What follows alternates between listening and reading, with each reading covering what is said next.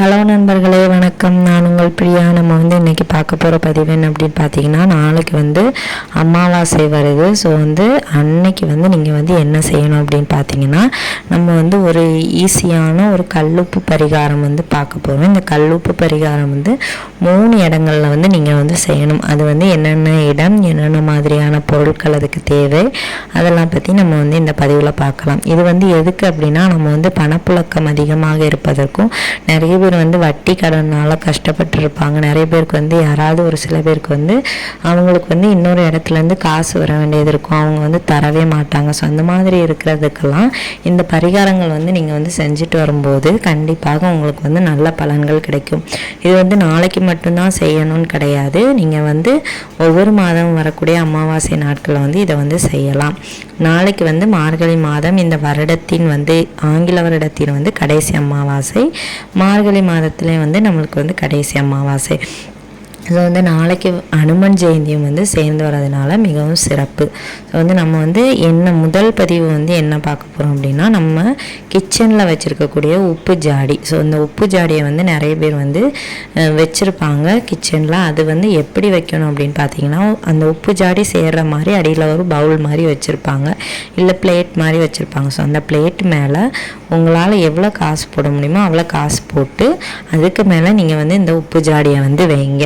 அப்படி வச்சுட்டு நீங்கள் உப்பு தட்டி வைங்க. அப்போ உங்களுக்கு காசுக்கு கஷ்டமே இருக்காது. பணப்புழக்கம் எப்பவும் இருந்துகிட்டே இருக்கும். இந்த உப்பு ஜாடியை நம்மளோட கைக்கு வலது புறத்தில் வச்சு தான் நம்ம எப்போவுமே உபயோகப்படுத்தணுமா.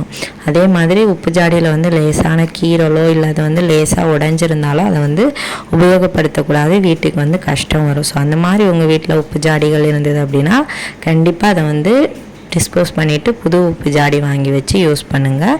வெறுமனே தரையில் வைக்கிறத விட இந்த மாதிரி வச்சு யூஸ் பண்ணி பாருங்கள். கட்டாயமாக நல்ல ஒரு மாற்றம் உங்களுக்கு கிடைக்கும். கையில் பணம் நிற்கிறத உங்களால் உணர முடியும். சுத்தமாகவே கையில் பணம் நிற்கல அப்படின்னா நம்பிக்கையோடு இதை செஞ்சு பாருங்கள். கட்டாயமாக நிற்கும். இரண்டாவதாக நம்ம செய்ய வேண்டிய விஷயம் என்ன அப்படின்னு பார்த்தீங்கன்னா, ஒரு சின்ன அகல் விளக்கு, மண் அகல் விளக்கோ இல்லை ஒரு பீங்கான் தட்டோ ஏதோ ஒன்று எடுத்துக்கோங்க. அதில் கொஞ்சம் உப்பு நிரப்பி வச்சுக்கோங்க. அந்த உப்புக்கு மேலே கொஞ்சம் மஞ்சள் பொடி போட்டு, அந்த மஞ்சள் பொடிக்கு மேலே ஒரு 2 ரூபாய் நாணயம், மறந்துடாதீங்க 2 ரூபாய் நாணயம், அதுக்கு மேலே 2 ஏலக்காய், 2 கிராம்பு இவ்வளோ வச்சு நீங்கள் இதை எங்கே கொண்டு வைக்கணும் அப்படின்னு பார்த்தீங்கன்னா, பீரோ மேலே நல்லா தொடச்சி க்ளீன் பண்ணிவிட்டு அதுக்கு மேலே வைக்கணும். இது திறந்த நிலையில் இருக்கணும். நாளைக்கு ஒரு நாள் ஃபுல்லாகுமே. இந்த பரிகாரங்கள் நீங்கள் எப்போ பண்ணலாம் அப்படின்னு பார்த்தீங்கன்னா, நாளைக்கு நைட் டைமில் பண்ணலாம். ஏன் அப்படின்னா, நாளைக்கு ராத்திரி முடிகிறதுக்குள்ளனாலும் நீங்கள் பண்ணிக்கலாம். இதுக்கு இந்த நேரம் தான் பண்ணணும், அந்த நேரம் தான் பண்ணணும்னு கிடையாது. காலையிலே நம்மளால் பண்ண முடியாது. நிறைய பேர் அவங்களோட முன்னோர்களுக்கு தர்ப்பணம் கொடுப்பதற்கான நாள் நாளைக்கு. ஸோ அதனால் அவங்க அந்த வேலையில் இருப்பாங்க. காலையில் முன்னோர்கள் வழிபாடு இருக்கிறதுனால நம்ம காலையில் இதெல்லாம் கண்டிப்பாக செய்யக்கூடாது.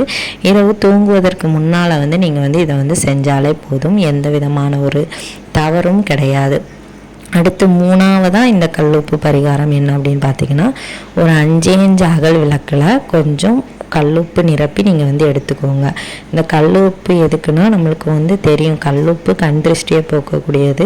ஸோ அதனால் இந்த கல்லுப்பை நம்ம வீட்டில் 5 இடத்துல நம்ம வைக்க போகிறோம். எங்கே அப்படின்னு பார்த்தீங்கன்னா, ஒன்று கிச்சன், ஒன்று பெட்ரூம், ஒன்று ஹாலு, இன்னொன்று பாத்ரூமு, இன்னொன்று நம்மளோட நிலைவாசல். இப்படி 5 இடங்களில் இந்த 5 அகலில் இருக்கக்கூடிய இந்த கல்லுப்பையை நீங்கள் வைக்கணும். அது அன்னைக்கு நைட்டு ஃபுல்லாகவுமே அந்த இடத்துலையே இருக்கணும்.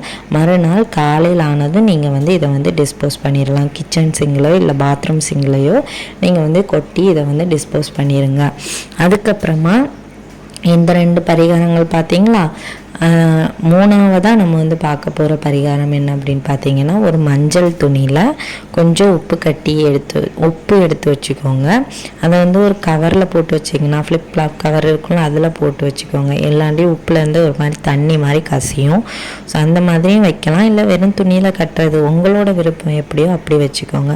அதுக்கு கூட ஒரு வெள்ளி நாணயம், அப்புறம் தங்க நாணயம் இருந்ததுன்னா தங்க நாணயம், இல்லை தங்கத்தாலான ஏதாவது ஒரு பொருள், வெள்ளியாலான ஏதாவது ஒரு பொருள், அதுக்கப்புறமா ஒரு துண்டு வசம்பு, அப்புறம் மஞ்சள் குங்குமம் போட்டு வச்சுக்கோங்க. இவ்வளோத்தையும் வச்சு நம்மளோட நிலைவாசல் இதை கட்டணும்.